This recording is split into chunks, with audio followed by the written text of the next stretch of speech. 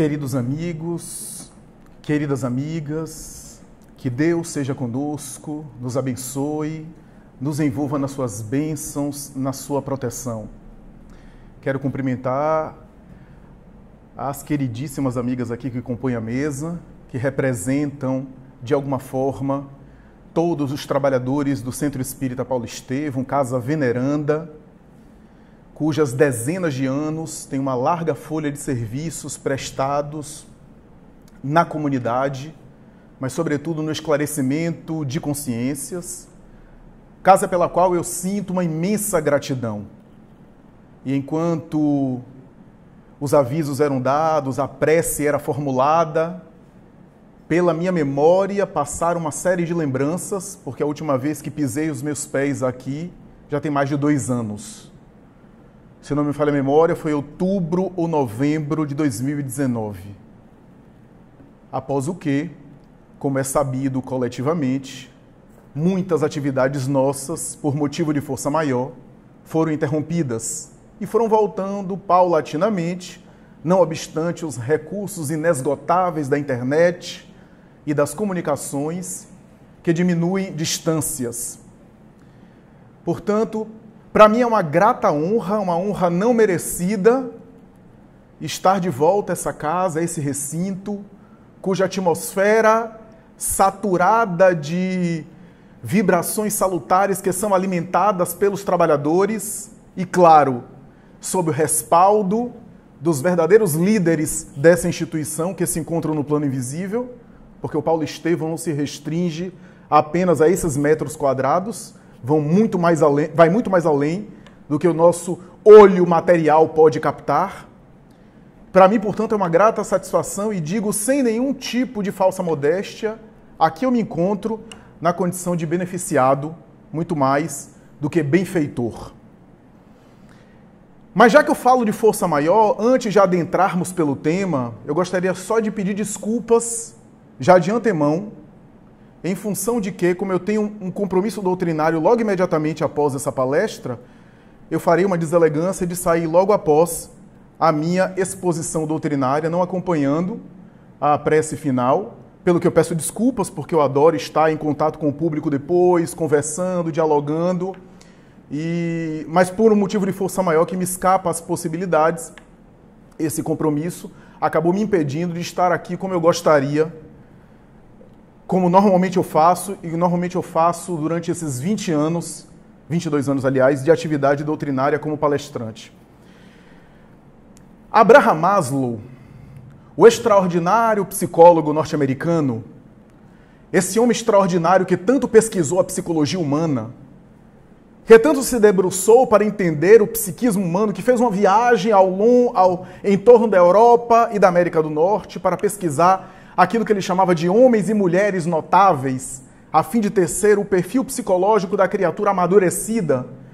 Esse homem que era herdeiro da cultura freudiana, porque fez uma formação na psicanálise tradicional, estudioso da psicologia comportamentalista também norte-americana, esse homem que era uma enciclopédia no estudo do comportamento humano, fundaria mais tarde uma outra teoria de psicologia chamada psicologia humanista. E essa psicologia humanista, que de alguma forma criticava alguns aspectos tanto da psicanálise como do behaviorismo, o comportamentalismo tão em voga na América do Norte.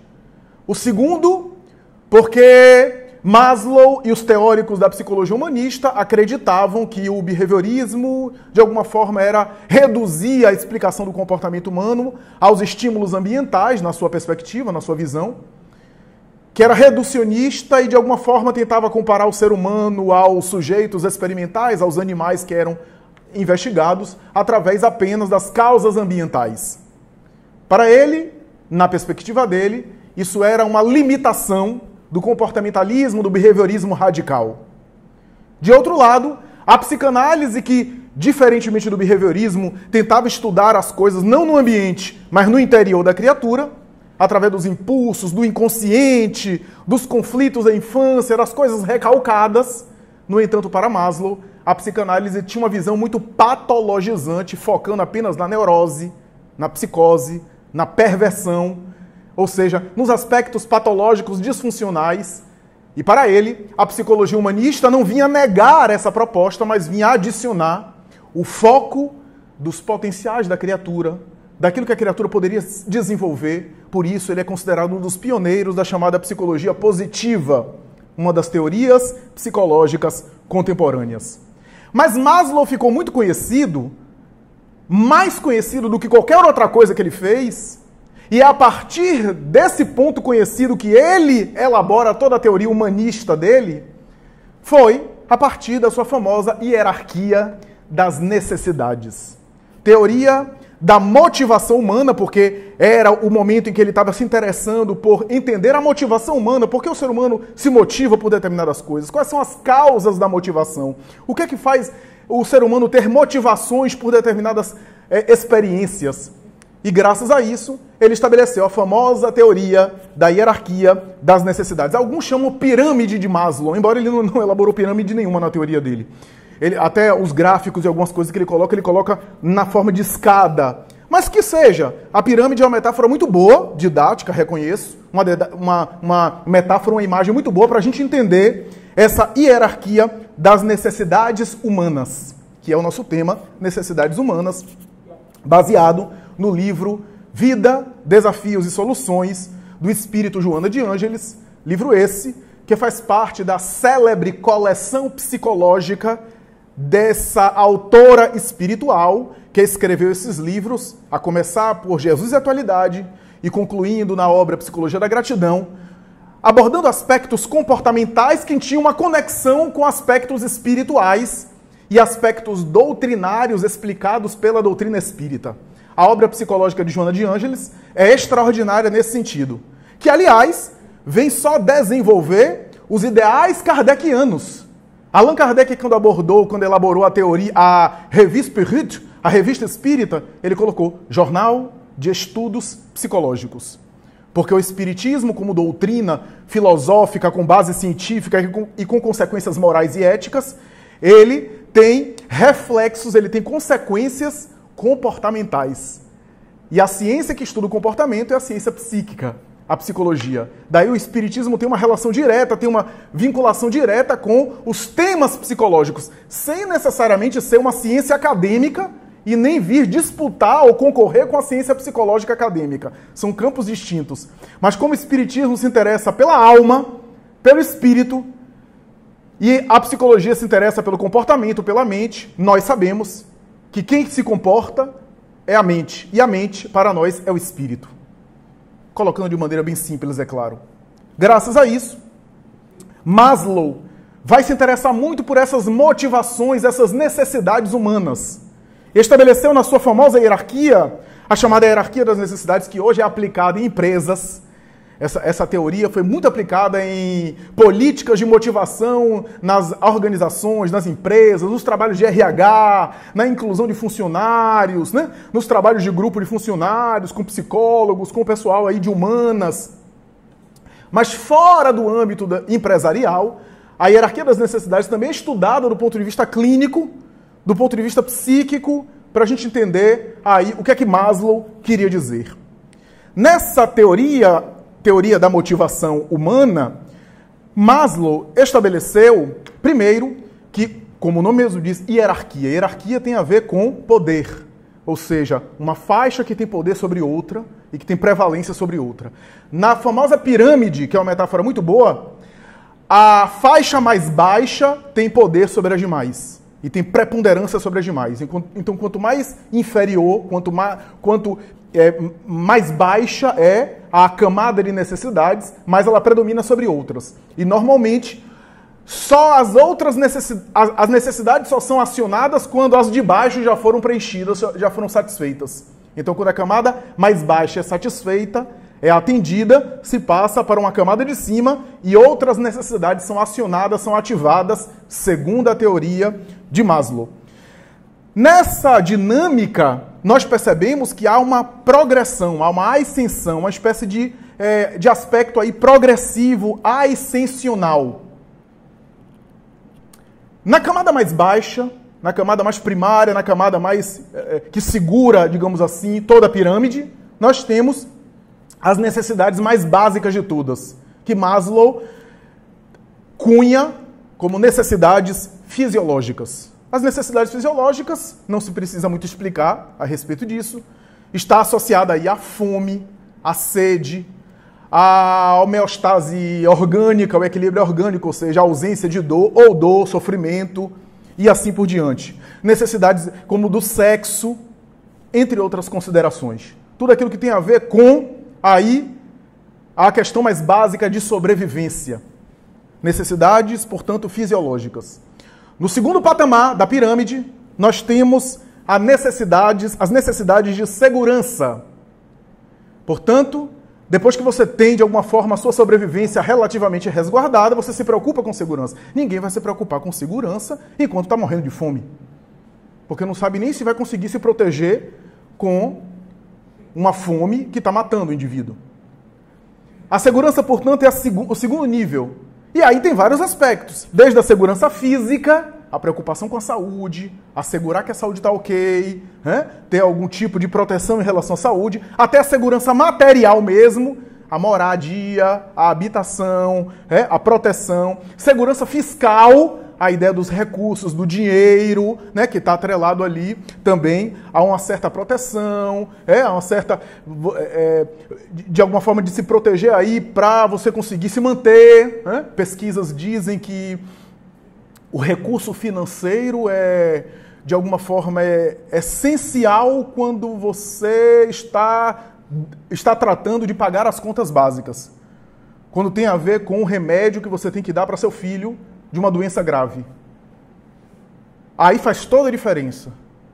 Agora, tirando essas contas básicas, do ponto de vista psicológico, não tem muita variável, não tem muita diferença aí se você ganha 30 mil ou 3 milhões, do ponto de vista da alteração de bem-estar, de felicidade, que tem outras variáveis que incluem. Mas a falta de dinheiro para essas contas básicas, aí sim, de fato, repercute, pelo menos segundo as pesquisas em psicologia que tratam o assunto. O terceiro nível, necessidades sociais. Você tem seu prato de arroz com feijão, você tem uma certa segurança, aí você se preocupa com suas necessidades sociais, que tem a ver com necessidade de pertencimento. Está pertencendo a um grupo, pertencendo a alguma comunidade, portanto, estabelecer ali relacionamentos, que podem ser relacionamentos sociais, amorosos, familiares, vínculos. Os vínculos são super importantes, claro. Nelson Mandela, que ficou na cadeia, na solitária, durante muitos anos, totalizando 27 anos, ele dizia que fazia discursos com ele mesmo para não enlouquecer. Porque quando o indivíduo se isola, ele tende a se alienar, perde as referências e é fácil, não é difícil, não é improvável entrar no surto psicótico.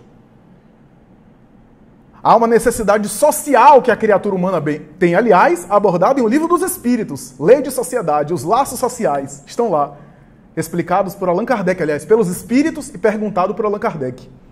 Os vínculos sociais. Os laços sociais são super importantes.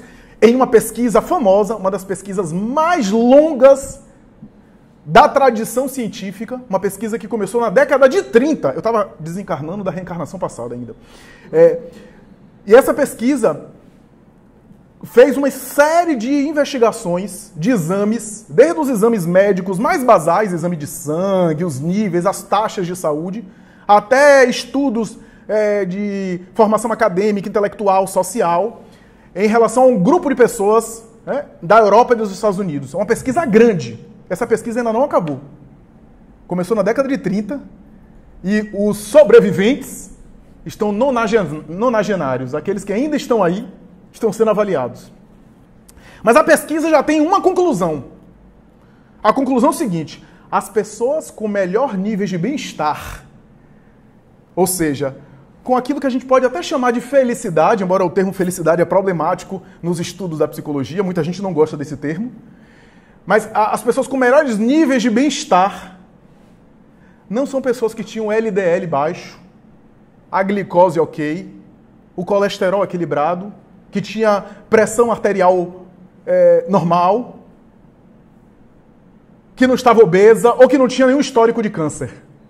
As pessoas mais felizes, com melhor bem-estar, eram aquelas que cultivaram ao longo da vida relacionamentos saudáveis, equilibrados, agradáveis. Ou seja, se você é uma pessoa antipática, se você não é uma pessoa legal com os outros, provavelmente você vai envelhecer mal. Se envelhecer, se não morrer antes. Você vai envelhecer com péssima qualidade de vida. Porque os vínculos, a qualidade dos nossos relacionamentos produzem muito bem-estar. Essa é, de alguma forma, aí, o resultado dessa pesquisa.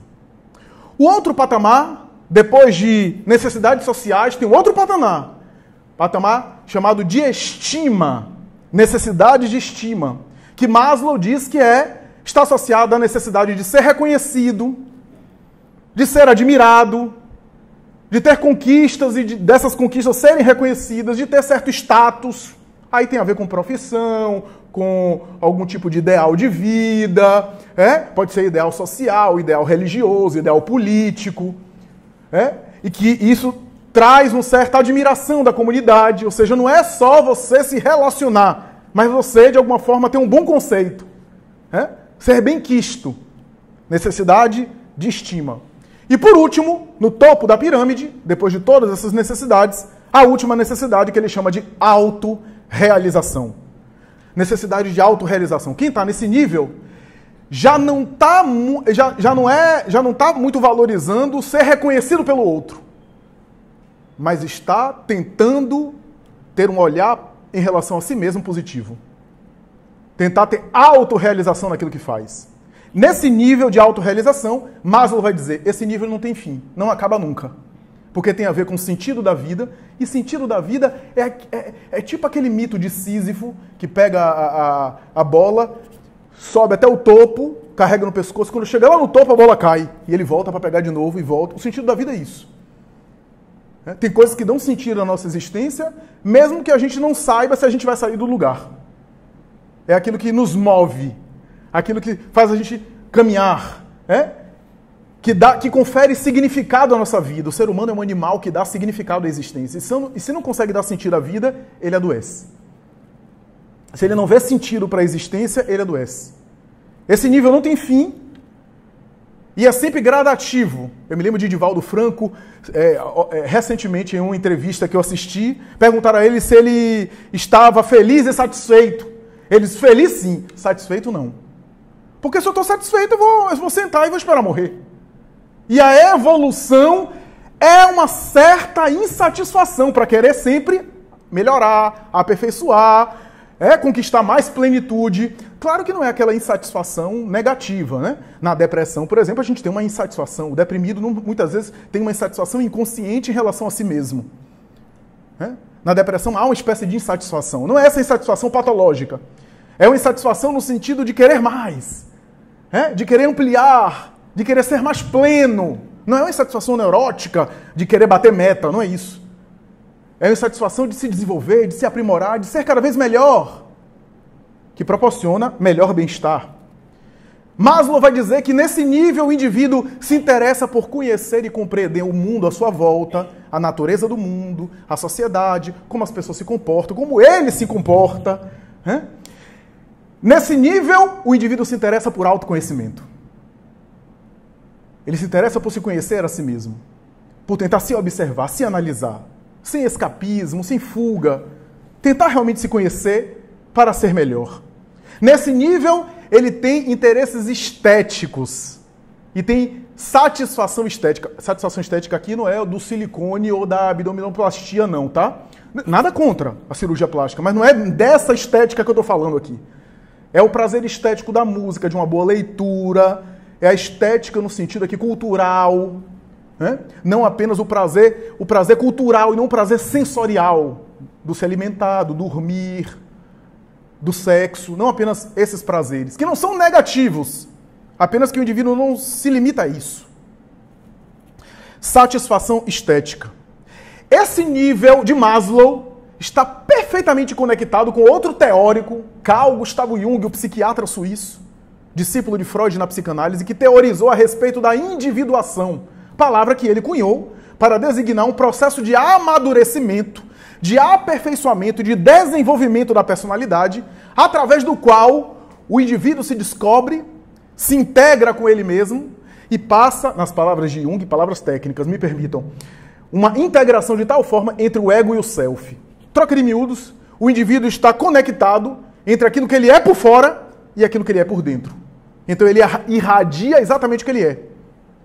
Ele é inteiro. Daí Joana de Ângeles, na segunda obra da coleção psicológica, vai dar o nome de homem integral. Ela está baseada em Jung, quando ela fala isso. É o homem inteiro de Jung. O homem da individuação. Homem integral. Essa expressão, portanto, de Jung, da individuação, consegue ser alcançada. E Jung dizia que era o seguinte: o indivíduo, ao longo da trajetória física, que ele dizia assim, na primeira metade, que ele colocava até os 40 anos, em média, não é uma coisa absoluta, na primeira metade da vida, o indivíduo faz conquistas mais do ego. Família, trabalho, carreira, conquistas externas, materiais. Chega um momento que o indivíduo pergunta, e agora para onde é que eu vou? Para onde é que eu vou? O declínio físico está vindo, as conquistas materiais que eu consegui conquistar, já conquistei. Para onde é que eu vou? E aí ele começa a fazer uma jornada não mais para fora, mas uma jornada interior. Ele começa a se preocupar com espiritualidade, com o mundo emocional, com qualidade de vida e assim por diante. Essa individuação, portanto, é essa necessidade de autorrealização da pirâmide de Maslow. E é, ainda na concepção de Maslow, que nesse nível o indivíduo se preocupa com transcendência. Ou seja, com aquilo que sai, transcende, que vai além da matéria, que vai além do corpo, que transcende, que vai além. Sempre quando eu falo de transcendência, quem não entende direito, pense em alguém apaixonado. Que é um exemplo bem humano, bem raso para entender transcendência. Quando o indivíduo está apaixonado, ele não cabe nele mesmo. Ele, transcende. Ele está transbordando, está envolvido pelo ser amado.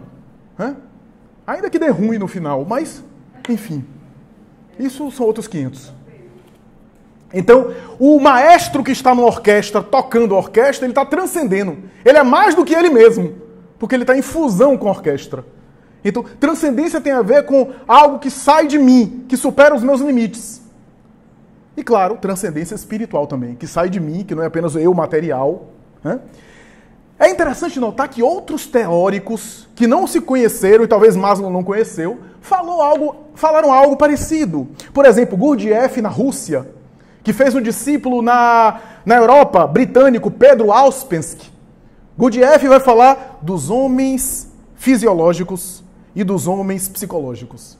Gurdjieff vai dizer que os homens fisiológicos são aqueles da cintura para baixo. Estômago, sexo e repouso. E os homens psicológicos, homens aqui, homens e mulheres, tá? Seres humanos. Para as feministas não ficarem chateadas comigo. Os homens psicológicos são da cabeça para cima. São aqueles que podem usar o sexo, utilizam do estômago como necessidade material, repousam, adormecem, mas não se limitam àquilo.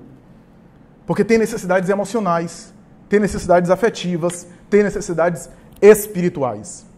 A teoria de Maslow até hoje é referência na área. É referência e é extraordinária. Porque explica uma série de fenômenos. Por exemplo, se eu perguntar aqui para você, você quer um saco de diamantes ou um copo d'água? Provavelmente a maioria daqui ia responder que quereria a primeira opção. E é lógico. Eu falava, que pergunta é essa? Eu com diamante legítimo, quantas águas minerais eu compro? Que pergunta é essa? Ok, mas se você está no deserto de Saara, seu avião multimilionário caiu lá, você é rica ou rico de diamantes, não tem mais onde botar diamantes, joias preciosas, e você está lá, morrendo de sede, já desidratado ou desidratada há 3 dias, e alguém diz assim, escolha uma pedra preciosa ou uma garrafa d'água. O contexto é outro. O contexto é outro. Por quê? Porque sua necessidade básica está mais urgente. Então você não tem necessidade daquele recurso naquele momento. O diamante não vai matar sua sede naquela situação. Você está num contexto que você pode até pegar um diamante, mas vai demorar dias para você sair daquele deserto e não vai dar tempo. E talvez você morra de sede, desidratado. Então esse é o exemplo banal. Se eu perguntar aqui, por exemplo, você é um profissional de determinada área, você quer receber um certificado de especialista na área ou de louvor à sua dedicação, ou você quer um prato de feijão com arroz e os acompanhamentos ao seu gosto? Ora, você que é um profissional da área dedicado, mas por que você vai escolher logo a condecoração, o diploma, a homenagem? Porque você pode receber o diploma agora, daqui a pouco você sai, você pode comer, você pode adquirir esse recurso. Mas imagine você chegando na África e perguntando isso para uma menina que está morrendo de fome há dias. Você quer uma homenagem ou quer um prato de feijão com arroz? Porque a necessidade básica dela é mais urgente. É isso que Maslow teoriza. É isso que Maslow estabelece. No entanto, há exceções. Há exceções abordadas por Joana de Ângeles, tanto nesse capítulo, Necessidades Humanas, como em outro capítulo que ela volta à teoria de Maslow, está em Triunfo Pessoal, uma das últimas obras da coleção, que ela volta a reavaliar a teoria de Maslow de uma maneira extraordinária, de uma maneira fantástica. Mas antes de abordar o raciocínio de Joana de Ângeles, quero lembrar que Allan Kardec, em O Livro dos Espíritos, fez um estudo da personalidade humana, capítulo Perfeição Moral, último capítulo da terceira parte, depois de ele examinar as leis morais, todas as leis morais, ele resume as leis morais em um capítulo chamado Perfeição Moral, onde ele coloca aquilo que é a síntese das leis morais em termos de comportamento prático. O capítulo Perfeição Moral é isso, que inclusive gerou o capítulo Sede Perfeitos, capítulo 17 de O Evangelho segundo o Espiritismo, onde tem o homem de bem, os bons espíritas e outros textos famosos que os espíritas conhecem. Nesse capítulo Perfeição Moral, Kardec vai dizer: existem duas naturezas em nós, a natureza animal, fisiológica, e a natureza espiritual, psicológica. O homem com o corpo físico participa da natureza dos animais, porque o corpo físico tem os seus impulsos, tem as suas necessidades. Mas pelo espírito ele também participa do mundo espiritual. Quanto mais ele se fixa na sua natureza animal, mais ele se afasta da sua dimensão espiritual. Quanto mais ele desenvolve a sua natureza espiritual, mais ele enfraquece a sua natureza animal. Ao que Allan Kardec volta a perguntar se a civilização, a sociedade, não acaba excitando a natureza animal nossa através das várias necessidades, gerando uma fonte de aflições. E os espíritos, por volta da questão 926, vão responder: sem dúvida nenhuma, o homem mais rico é aquele que tenha menos necessidades. Porque a gente sempre está criando novas necessidades, às vezes fictícias, ilusórias, que acaba gerando aflições, mais tormentos. Eu vi certa vez um noticiário de um homem milionário que estava insatisfeito com o novo salário dele na empresa, $200 mil. Se a gente ficar insatisfeito com o salário da nossa ambição, não vai ter salário para dar conta. Um outro reclamou e ficou insatisfeito porque ele era casado e aí surgiu um plano B e aí ele ficou com o plano A e o plano B. E o plano A soube do plano B. E aí deu aquele ruim, que como dá nas novelas e dá também na vida real, deu aquele mal-estar, aquela coisa, até que ele convenceu as duas para morar com as duas e formaram um trisal. E aí o trisal ficou uns 2 meses, até que as mulheres se apaixonaram uma pela outra e expulsou ele de casa, botou ele para fora. Eu senti um sorrisinho aí de prazer, né? Porque se a gente for acalentar todas as nossas ambições e ganâncias e necessidades, não vai ter jeito, não vai ter condição. No Talmud, livro sagrado da tradição judaica, conta que 2 irmãos viviam brigando um com o outro. E Deus, Yahvé, mandou um anjo para conciliar.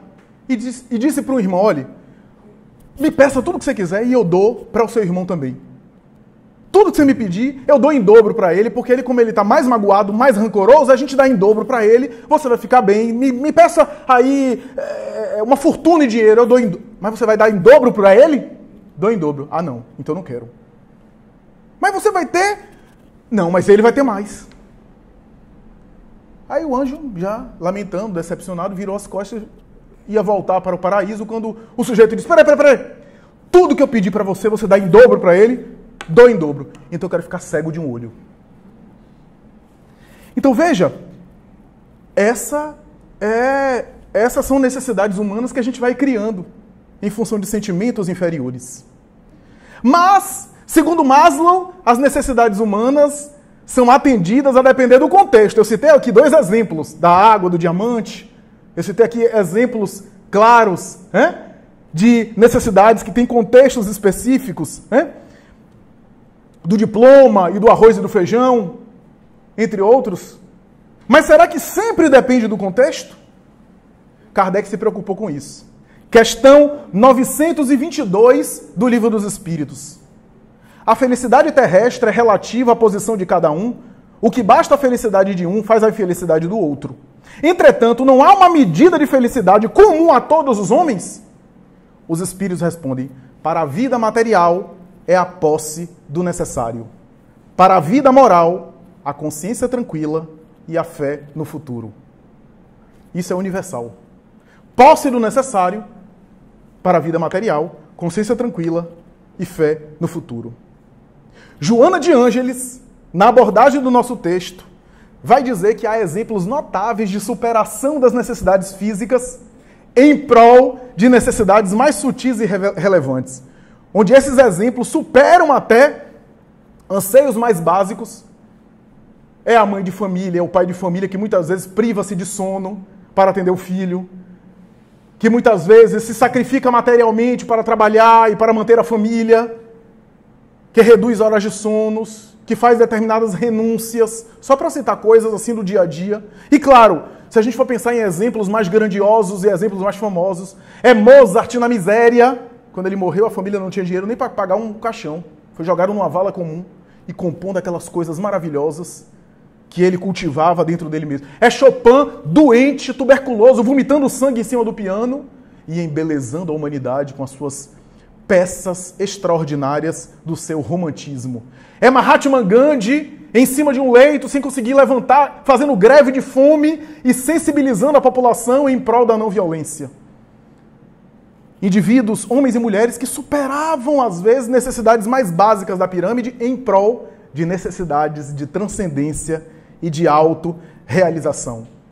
É Chico Xavier, cuja dedicação era tão extraordinária que parecia superar as necessidades mais básicas.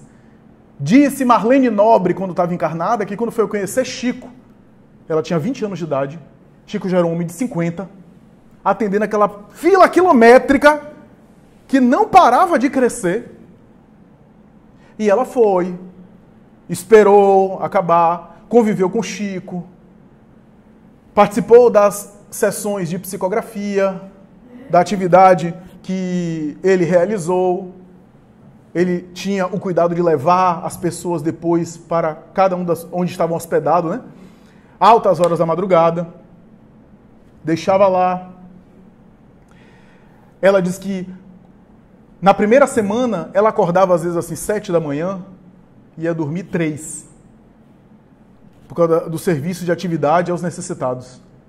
E ela ia na casa de Luísa Xavier, a irmã, e perguntava a dona Luísa, Chico já acordou? E Luísa disse, nem dormiu ainda. Está revisando as últimas mensagens e está conversando com algumas pessoas. Ela disse que em 2 semanas já não aguentava mais arrastar o corpo físico. Jovem, recém-casada com o deputado federal Freitas Nobre, dedicada ao movimento, mas não aguentava. E Chico, tranquilo, eu quando perco um sono, eu quero morder alguém.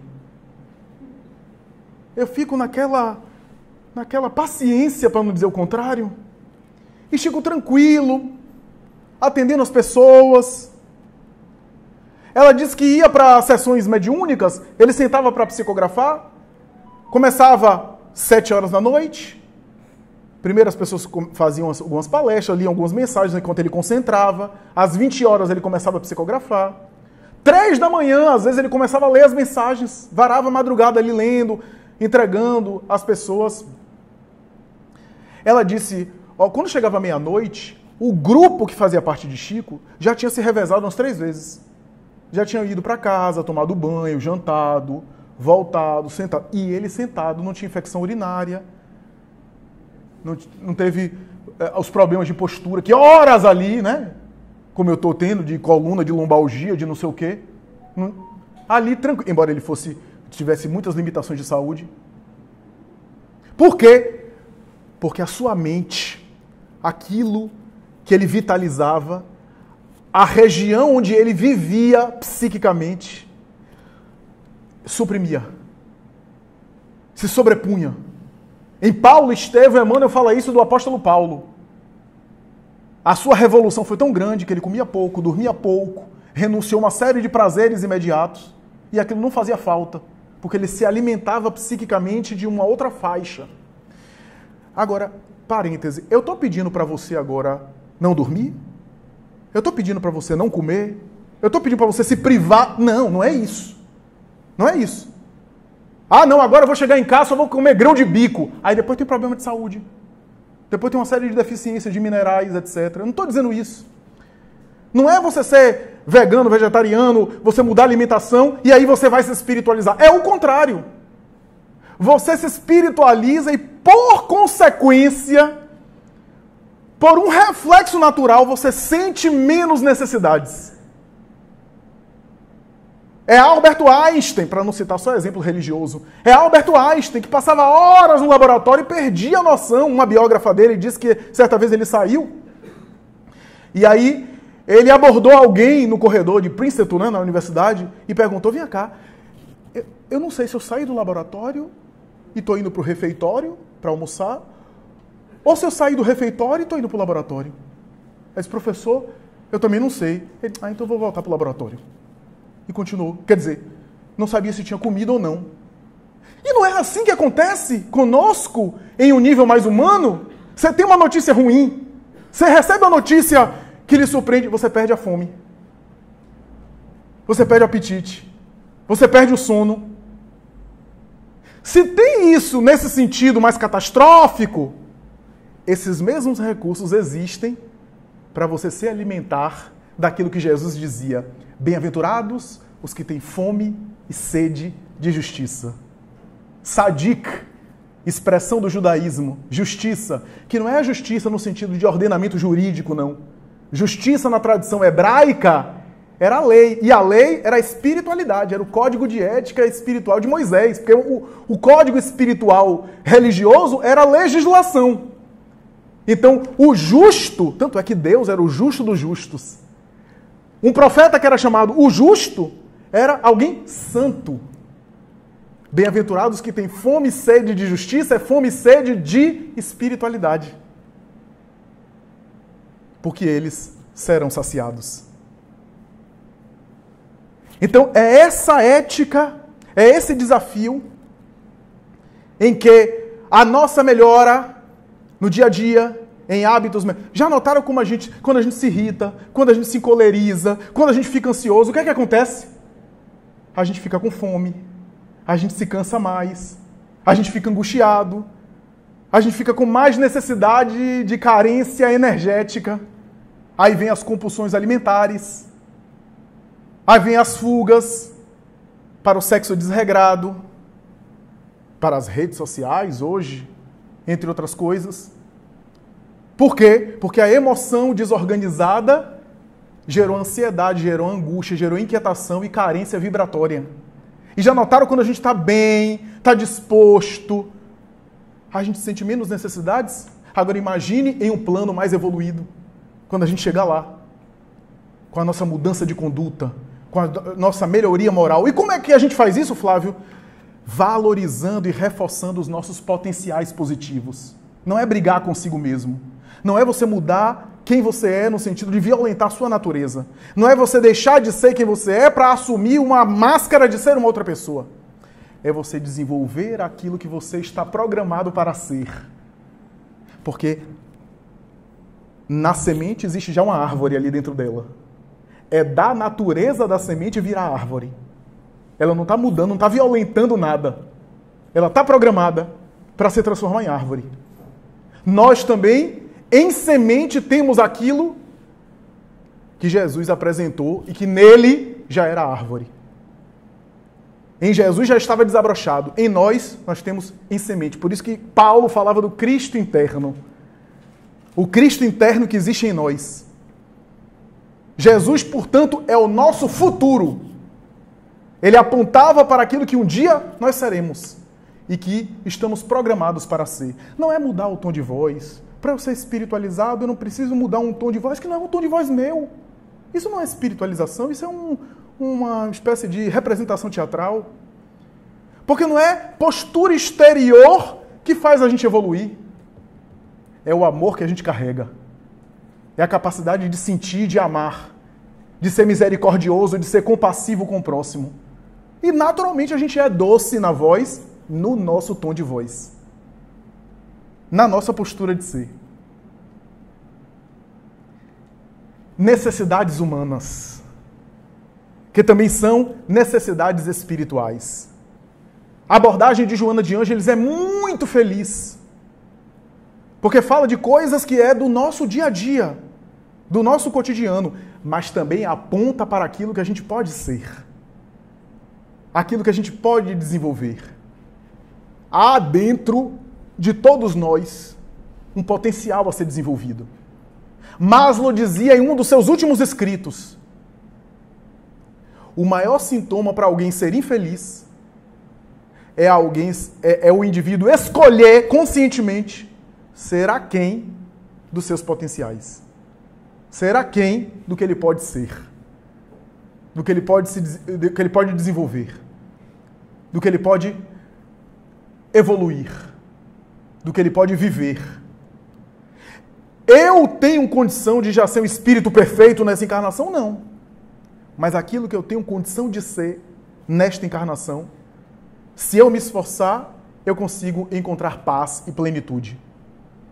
Eu e todos nós. Todos nós. Temos, portanto, uma espécie de roteiro. E esse roteiro, a ser tracejado, tem a ver com as nossas inclinações. Por isso que Joana aponta para o autoconhecimento. Quem sou eu? O que é que eu quero da vida? O que é que a vida quer de mim? E o que é que eu devo fazer para me melhorar? Me melhorar não para os outros, mas para ser mais feliz comigo mesmo. Para estar mais em paz comigo mesmo. O que é que causa perturbação em minha vida? É para aí que eu devo olhar. É o ciúme? É a inveja? É o desregramento sexual? É a inquietação? É a maledicência? Eu vou agora transformar isso.